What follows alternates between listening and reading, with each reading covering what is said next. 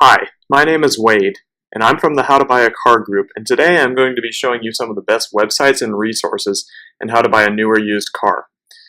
Now, the first website I want to go over is a website called CarJojo, and CarJojo is pretty unique for the fact that they have such a wide array of information and data on practically every new car in the United States.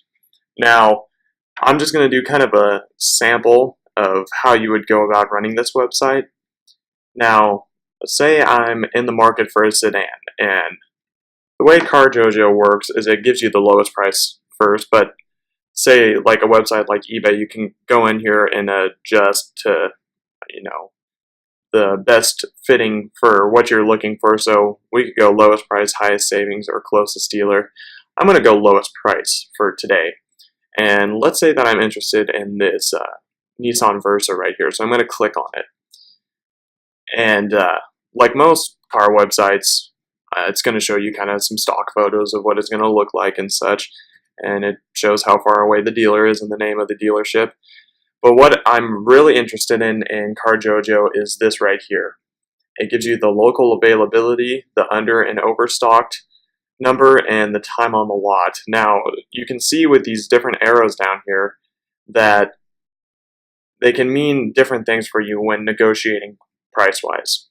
So a green arrow up is buyer advantage, and a red arrow down is the dealer advantage, and then there's also a neutral arrow. But what I really like right here is the time on the lot button. Now, in my personal findings, the longer the car has been sitting on the lot, by far and away, it is much easier to get a good price on that vehicle. Now, the under and overstocked is also for sure a key way of being able to get a better deal, and also the local availability, but that time on the lot is really important in being able to buy a new car for a good price. It also gives you an estimated payment, or an estimated payment calculator for that matter, that you can enter your credit score and etc. It shows, how much you're saving on the car as compared to how much the car runs for MSRP. And I really like this website and the way that they format it and how much information that they really have. They also give you similar cars, in that class. Uh, so yeah, CarJojo is a really unique, cool website. The second website I want to show you is kellybluebook.com.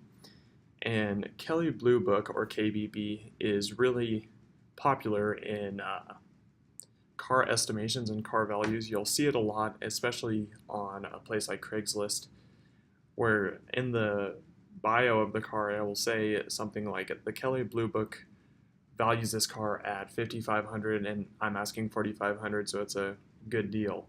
And Kelley Blue Book is kind of the gold standard of car estimations and car values, but you might not also realize that with KBB you can search new cars and find that estimations and values, and you can also find them nearby to you as well. So I'm going to roll with the 2017 Nissan Versa S, like we looked at in the CarJojo, and I'm just going to go price without added options and see what it comes up with.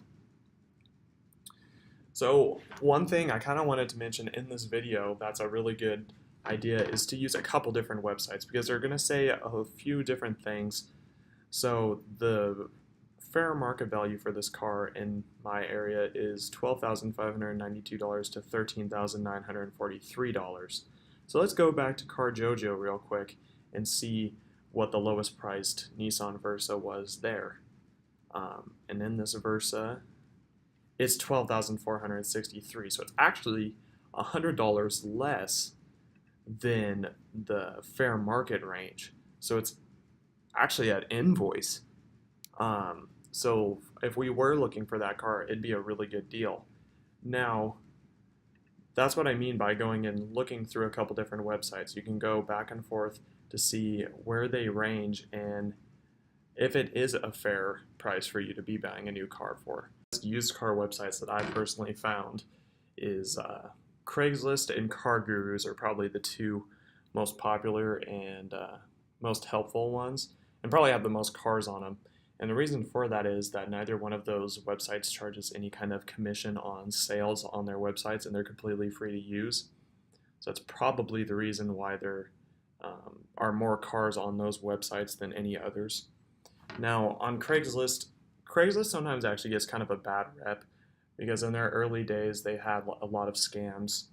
But nowadays they've cleaned it up a lot, and there's a lot of filters you have to go through to be able to post vehicles on there. But I'm doing my research on Subaru Impreza WRX STIs now, and I'm looking at this one. It's a 2008 hatchback with 87,000 miles on it. Now, another thing, I talked about it earlier with new cars to cross-reference with different websites. I would so recommend doing the exact same thing with used cars as well.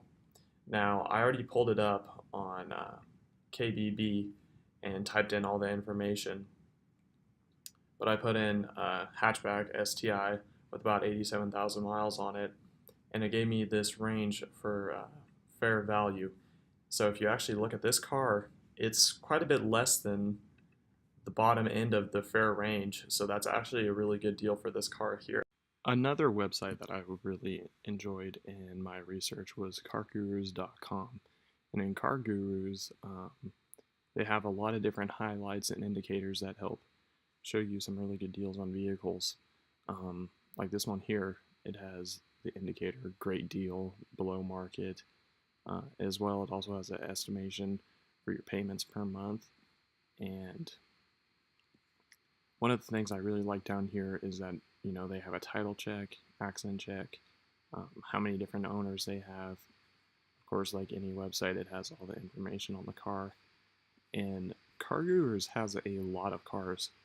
I previously hadn't really looked on here a lot, but they have a lot of different vehicles and a lot for sale between private and new car dealers as well. And it's a really good website for looking into buying cars of any kind. So, one other resource I wanted to talk about before we ended the video today was this website called Insurify. And on Insurify, they take a lot of different estimations from all the different large insurance companies and average them out and show you what your insurance is likely to be. And they also take into factors like insurance companies do, like age, accident history, and such. So I just wanted to include that because a lot of people forget that they have to pay for insurance and forget about taxes and licensing and stuff. And when you're buying a new car, stuff like that's really important. So I just wanted to talk about that real quick. I also just wanted to say, in looking for cars, also, you can find some really good deals on kind of non-stereotypical ways of looking for vehicles, you know, on the side of the road for sale signs. Facebook Marketplace is actually a really good place to buy cars from. The dollar and dime magazines that you can find at all the little local gas stations. There's a lot of different ways to find cars, and you know, these are just a few things that we did to help you guys in looking for a new or new to you car. And we hope you guys really enjoyed it and hope to see you on the next video. Thanks.